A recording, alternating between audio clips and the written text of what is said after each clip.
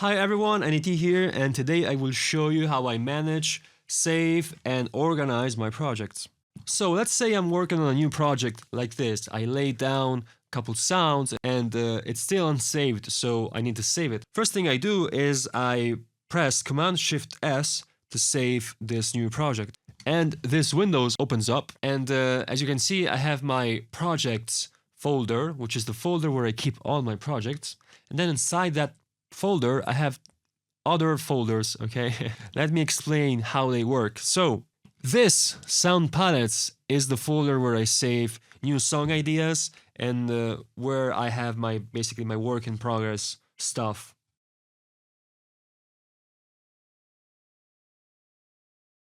So, as you can see now, we are in my projects folder, which is my folder where I keep all my projects. And inside this folder, I have other folders. The folder where I save my song ideas and where I work on them until they're finished is this one, Sound Palettes. I named it like that because when I start a song, I just see it as, like a painter who prepares his palette with different colors. In the same way, I just put different sounds in my song when I start. This is kind of my song ideas folder. And I work on them until they're finished. And if I don't like them anymore, I put them in Sketchbook, which is my place where I have all my songs that I didn't finish, that I don't want to finish but still want to keep. Then, as you can see, I have other folders for other stuff. I have a folder for my rock music, which I do occasionally, dedicated folder for sound design projects, other stuff, my album, and my YouTube stuff. So let's select Sound Palettes in order to save this new project. Now we're in here, okay, and it's time to give the project a name, okay, so it's time to name the song. And I figured a way to avoid naming stuff too randomly, like for example, cool idea number 1, cool idea number 2, because then you don't know which one is which. So I figured a way, basically, if I am inspired already by the song with a certain title, I will type in the title. But if I don't have a title, I would look around me for an object and a color, basically. For example, blue phone. Okay, so I named the song Blue Phone. This is just in order to give the project already an arbitrary title that isn't a random, cool song idea type of title. So I can reference to the song. I can at least remember it, which one is which, because as you can see, I do a lot of song ideas. So I give it the name, as you can see, and then I also give it additional information, the key of the song and the BPM. So the song, for example, it's D in the key of D and BPM. I don't type in if it's D major, D minor, D whatever. I don't care. I just type in the note. Okay, and then I save it. So let's save it. Okay, and now as you can see, it's saved in here. And then I also export the song, okay? So I take it, export it with these settings. I export it in the project. So here, blue phone, and export it. And while it's exporting, I will show you this. So these are the usual channels, synths and stuff. But here, as you can see, I have these 3 channels, special channels from my template. This is a resampling channel, this is a reference channel with all my reference tracks, and this is a current project channel where I will put the exported song in here for me to reference when I open the project, so I can immediately, with certainty, know how the song sounded, especially if there's some technical problem. I have the reference, okay, underneath here like this.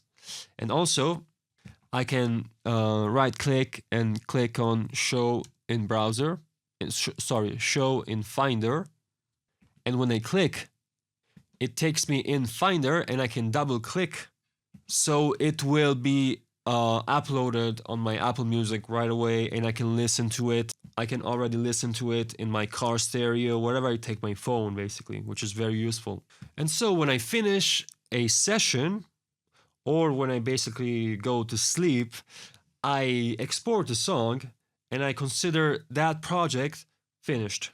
And when I come back to work on the song again the next day or the next days, I open the project, the previous project, okay, like this, and then right away I save it again. I press Command Shift S to save it as a new project, okay, with the date of the day I'm working on that project.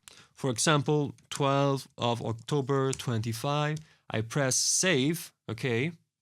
If this doesn't refresh, I do this very simply, hop, hop, okay, and now it shows this new project.